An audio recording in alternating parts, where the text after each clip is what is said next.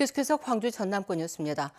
광주 전남 지역의 코로나19 확산세가 걷잡을 수 없을 만큼 빨라지고 있습니다. 설을 앞둔 상황에서 강한 전파력을 막는 데는 한계가 분명해 위기는 이제부터 시작이라는 경고가 나오고 있습니다. 박지성 기자의 보도입니다. 방역 일선에 있는 선별검사소는 확진자 폭증을 피부로 느끼고 있습니다. 오미크론 체제로 전환되면서 고위험군만 유전자 증폭 검사를 받고 일반 검사자는 신속 항원 검사를 받도록 나눴지만 붐비는 건 양쪽 다 마찬가지입니다. 하루 발생 확진자 기록을 넘어서는 것이 일상이 될 정도로 광주와 전남의 방역 상황은 심각합니다. 특히 광주는 10만 명당 확진자 발생률이 21명으로 경기도 20.2명을 넘어서는 등 전국에서 가장 위험한 상황입니다. 작년 한 해 동안 발생한 확진자 7,020명의 절반을 훌쩍 넘어서는 수준으로 매우 우려스러운 상황입니다. 전파력이 강한 오미크론 변이가 검출률 82%를 기록하는 등 우세종을 넘어 지배종이 된 탓이 큽니다. 요양병원이나 요양시설에서 집단 감염이 나오기도 하지만 최근엔 산발적인 감염이 대부분이라 차단에도 한계가 있습니다. 지역 간 이동이 급증할 설 명절이 다가오면서 위기감은 더 커지고 있습니다. 설 연휴 이후 전국적으로 하루 확진자가 2만 명을 예측하고 있습니다. 우리 도도 일일 500명 이상이 확진될 수 있는 매우 이중한 상황입니다. 방역당국은 설 연휴 고향 방문과 사적 접촉을 최소화하고 선제 검사와 백신 접종에 집중하는 긴급 멈춤을 호소했습니다. KBS 뉴스 박지성입니다. 광주 전남에서 어제 637명의 신규 확진자가 발생하면서 이틀 연속 600명대를 기록했습니다. 광주의 경우 서구 소재 보험회사 연관으로 32명이 확진되는 등 집단 감염이 이어져 모두 343명이 확진됐습니다.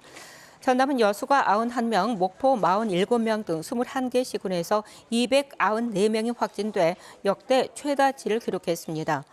광주 전남에서는 그제 682명이 확진되는 등 지역 내 감염이 빠른 속도로 확산하고 있습니다. 광주 전남에서는 코로나 선별진료소에서 자가검사 키트로 검사가 진행됐습니다. 지정된 병의원에서도 신속 항원 검사가 시작됐는데요. 검사 결과는 빨리 나오지만 불편을 호소하는 시민들도 많았습니다. 바뀐 코로나 검사가 시작된 첫날, 유승용 기자가 현장을 점검했습니다. 코로나 신속 항원 검사가 가능한 호흡기 전담 병원입니다. 의료진이 검체를 제출한 뒤 유전자 증폭 검사 PCR을 의뢰하는 대신 자가 검사 키트로 그 자리에서 시약 검사를 하고 15분 안에 결과를 알려줍니다. 병의원에서 진단 검사와 진료가 가능하도록 바뀐 건데 광주 23곳, 전남은 15곳이 지정돼 있습니다. 음성 확인서도 발급됩니다. 금방 검사 결과를 확인할 수 있고 그걸로 인해 이제 조금 원장님들이 이제 뭐 의심 환자와 아닌 환자들을 더 구별하기 더 편하게 이제 판단이 좀 빠르게 이제 되는 것 같아서요. 보건소 선별진료소에도 자가검사 키트 검체 채취실과 검사소가 따로 설치됐습니다. 질병관리청이 1차로 배부한 자가검사 키트는 보건소마다 3,000개씩. 그런데 검체 용기가 한 봉지에 2개씩 담긴 2회분 세트입니다. 개봉 시 오염 우려가 있고 보관도 어려워 이 보건소는 우선 자체 확보한 다른 제품을 사용하고 있습니다. 이거를 선생님 코 안에 양쪽에 10번 이상씩 문질러 주세요. 충분히 묻어 나오실 수 있도록.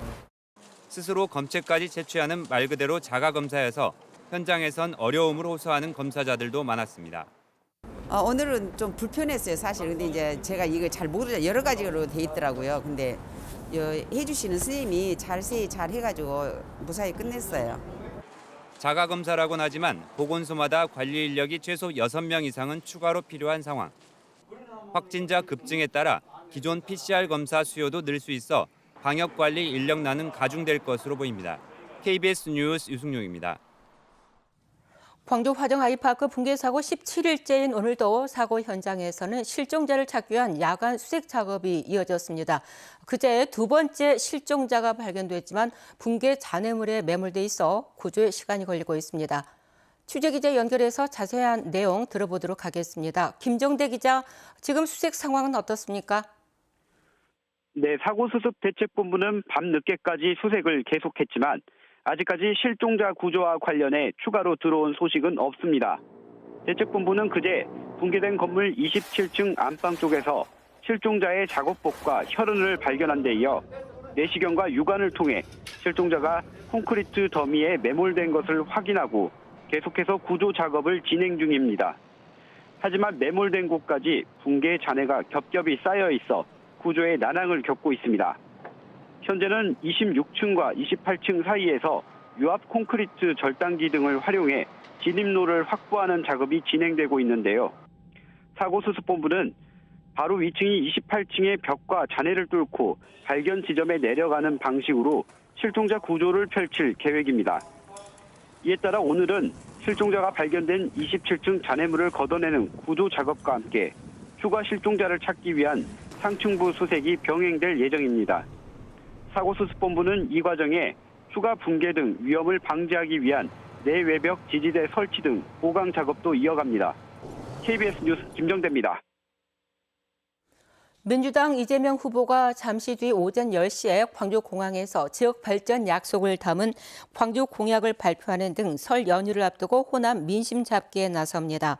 이 후보는 공약 발표 뒤 화정동 아파트 붕괴 사고 현장을 방문해 재발 방지 대책 등을 논의할 예정입니다. 광주 충장로에서 진행되는 거리 유세와 시민들과의 만남에는 이낙연 전 대표도 동행할 예정입니다. 민주당 김원희 의원이 목포 사무소 보좌관의 성폭행 혐의 피소와 관련해서 본인의 책임을 통감한다고 밝혔습니다. 김 의원은 또 피의자에게 피해 사실을 듣고 보호받을 수 있는 방법을 설명하고 필요한 조치를 즉시 취했다며 피의자 보호와 분명한 처벌을 위해서 협조를 아끼지 않겠다고 밝혔습니다. 이에 앞서 지난달 면직된 보좌관 A씨는 지난 2020년 4월과 7월 의원실에 한 여직원을 성폭행한 혐의로 고소장이 접수돼 경찰이 수사에 나섰습니다.